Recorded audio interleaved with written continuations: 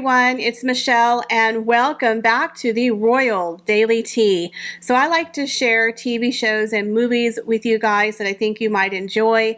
Now this is a true crime series. It has nothing to do with the royal family, but you guys, this was absolutely amazing. It's something called The Thing About Pam, and it stars Renee Zellweger, and it's about a true crime story of a lady named Pam Hupp. You guys, this lady is absolutely insane. It's about a woman who kills her best friend for the insurance money and then frames her best friend's husband for the murder, and he actually goes to jail. Now, I don't want to give away too many details because it's just cuckoo for Cocoa Puffs, but it's very entertaining. There's a couple of episodes in the series, but Renee Zellweger, you guys, she is amazing in this series. Now, I watched it through my Amazon Prime. There's something called Free V that you can watch with ads. So if you have Amazon Prime, you can check out the free with ads, search for The Thing About Pam. If you don't have Amazon Prime, just look up the Free V app, and you could probably watch it there for free. But I highly recommend it. It's very, very entertaining. As I've always said, true life is always stranger than fiction.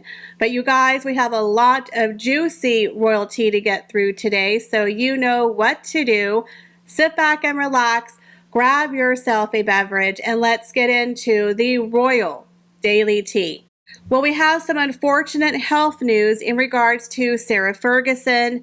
It has come out that she has been diagnosed with breast cancer after a routine mammogram checkup.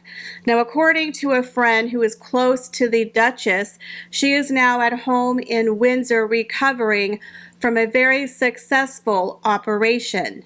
Now, due to the early detection of the cancer, her prognosis is very, very good. Now, according to the source, the operation was done at the King Edward VII Hospital in central London, but they said it was successful and she is at home recovering. This is the reason why she was not attending Royal Ascot. Now, according to a friend, they said, quote, "It's been very difficult. It's a difficult time, but she is very grateful to the medical staff who carried out the mammogram and detected it early, and the medical staff who looked after her these past few days.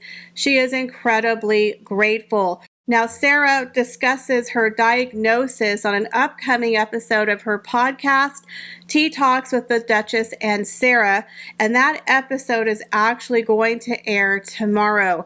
So we want to wish Sarah Ferguson a full and speedy recovery. So Andy Cohen had some very interesting insights that he mentioned in his brand new book called Daddy's Diaries about Meghan Markle and the very awkward exchange that he had when he was a guest on her podcast, Archetypes. He mentions how he didn't remember that he had actually met Meghan Markle not once, but on two separate occasions, and how Meghan was very delighted to kind of throw that in his face. Now, I remember listening to that episode, and Meghan Markle, you guys, was extremely passive aggressive. She was really loving throwing that in his face. And quite frankly, that's kind of embarrassing. I suffered secondhand embarrassment for Meghan Markle that he met her on two occasions and didn't remember her, but she wanted to stick it to Andy and she stuck it to him good. Now, what I love about Meghan Markle is her narcissism. It just oozes out. The woman just cannot help herself. Now, we have to remember Meghan Markle was a C-level actress who was on Suits, whose show was basically going nowhere. Her acting career was actually going nowhere. This was all pre-Prince Harry, and she was desperately trying to get booked on his talk show. She even mentions to him, "I couldn't get on your show, Andy. They wouldn't book me." Yeah, that's pretty embarrassing, Meghan, that you couldn't get on Watch What Happens Live on Bravo when she was on a supposedly hit TV show. She just got to be a member of the audience. Again, Really embarrassing for Meghan. But she was kind of pissed about it, and she let Andy know, I couldn't get booked on your show. And he's like, oh my God, Meghan, I'm so sorry. That was the biggest mistake I ever made in 13 years. My gosh, I would just love to have you on now. Now Meghan is acting like she's too good. She is too good to be on something like The Housewives or Watch What Happens Live because she's a duchess. She's just such a feminist now. Now, this is the same actress, if you remember, before Prince Harry was extremely desperate to bag a rich husband from the UK, and rumors are she wanted to be on the reality show Made in Chelsea. She so much wanted to be on that show that she actually befriended one of the castmates from that reality show by the name of Millie McIntosh. You remember she came out with a story a couple of months ago talking about how Meghan Markle ghosted her after she was her friend before Prince Harry. Now, she said they met at an event in Istanbul. They became fast friends. Every time that Meghan would fly into the UK, they would hook up. They would hang out. They would have a girls' night. She even introduced Meghan to people. She took her to the best restaurants, the best place to get your hair. She pretty much gave Meghan all of her contacts. And then the minute Meghan got with Prince Harry, she ghosted Millie McIntosh, like she wasn't good enough to be in Meghan's inner circle. But before she was with Prince Harry, she was trying to get on Made in Chelsea and shows like Watch What Happens Live on Bravo. And let's be honest here, Meghan Markle would have loved to have been a real housewife. Even though she wasn't a housewife, she would have loved to have been on one of those shows with Andy because it was very, very popular at the time. But of course, that's all pre-Prince Harry. Now she's just better than everybody, and she wanted Andy to know, well, I don't want to be on your show because your show is negative toward women and creates caricatures of women. And I'm such a feminist, Andy. I could never be on your show. Which Andy thought it was kind of hysterical that he had met her on 2 separate occasions. He didn't remember her. She was passive aggressive. She wanted to be on his show, but then she was letting him know that she felt it was anti-feminism. His show brought out negative stereotypes of women. Again, Meghan Markle, you're such a hypocrite because before Prince Harry, you would have sold your right teat to be on that show. Okay, we all know it. Even Andy knows it. But again, Meghan Markle is such a hypocrite, and she just wants to tell everyone, oh, the proper way to treat women. So Andy thought it was hilarious that when he was on the show, she didn't confront him about the show. Instead, she waited till after the show aired. She put the narration in the podcast talking negatively, saying that she didn't feel the show, represented women in the correct light. And he thought it was interesting that she didn't just ask him head on because he was prepared to defend his show. What do you guys think about that, about Meghan Markle talking after the fact about Andy calling his show, anti-feminist, creating negative stereotypes of women, yet just a few years earlier, this woman was desperately trying to get on the show. So more and more interesting details are coming out about Prince Harry and Meghan Markle's podcast deal with Spotify. If you remember back in 2020, Harry and Meghan signed to do a joint podcast together for the tune of $20 million. Well, after a year of no content except for that one Christmas special, it came out that Meghan and Harry were going to split their brand, where Meghan Markle was going to have her own podcast and Harry was also going to have a podcast on mental health. Now, a lot of people forgot about that, but I had mentioned it to you on a couple of videos that he was supposed to come out with his own podcast on mental health.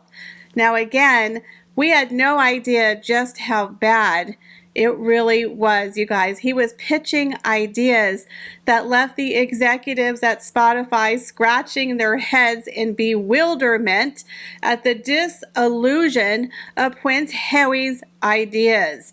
Now, if you remember last week, Bill Simmons, the executive for Spotify, came out and mentioned that he had a very interesting story to tell over some alcoholic beverages about a Zoom call that he had with Prince Harry to discuss some of the ideas of an upcoming podcast on mental health.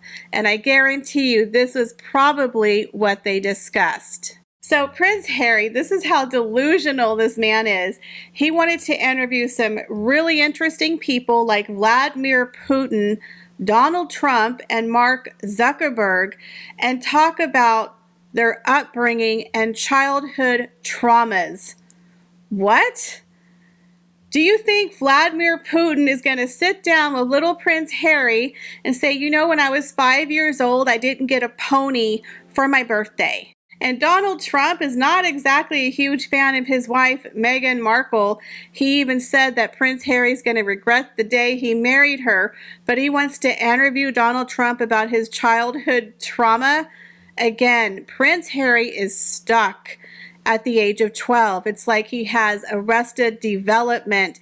He has not gotten past his own childhood trauma, and he thinks that everyone else is walking around carrying around this bitter resentment of our childhood. None of these people have ever publicly talked about childhood trauma. Do you think they're going to open up to Prince Harry on a podcast? He also wanted to talk to Pope Francis about religion. Again, Prince Harry really was shooting his shot, thinking he had all of this reach, that these people would want to sit down on his talk show.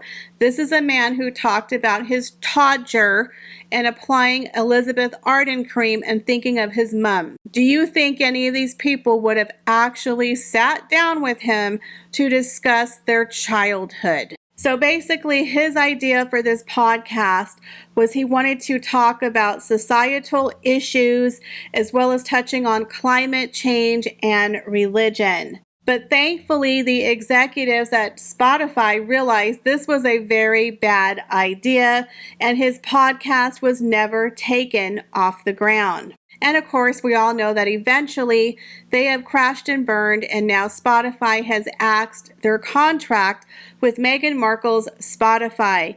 Again, the two of them with the delusion, it runs deep, y'all. It runs deep. So Prince Harry and Meghan Markle are said to be working on a new project for Netflix. It's a show based on the Charles Dickens novel Great Expectations.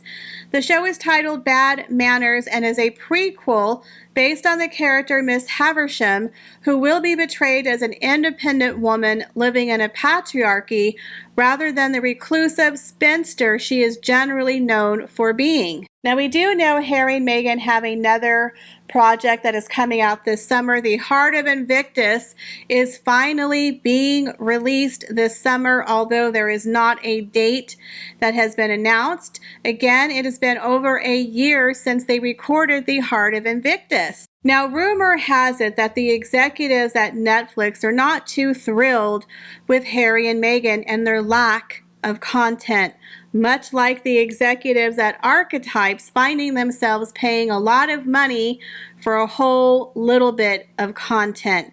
Now, since they signed with the streaming giant, they have a 5-year contract that's worth upwards of $100 million.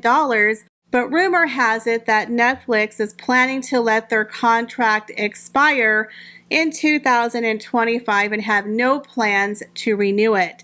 Now, we don't believe for one moment they were paid the $100 million, because the only thing these two have managed to produce is that docu-series, and although it was a ratings bonanza for Netflix, I can't imagine they were paid more than $10 million. Now, Pearl was never taken off the ground.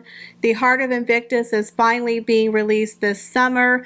Again, I do not see this being a ratings bonanza or even a hit. Unfortunately, it's already a year old and people already know who won the games. I think The Heart of Invictus is going to be another one of those live to lead, where it's quickly released and quickly forgotten.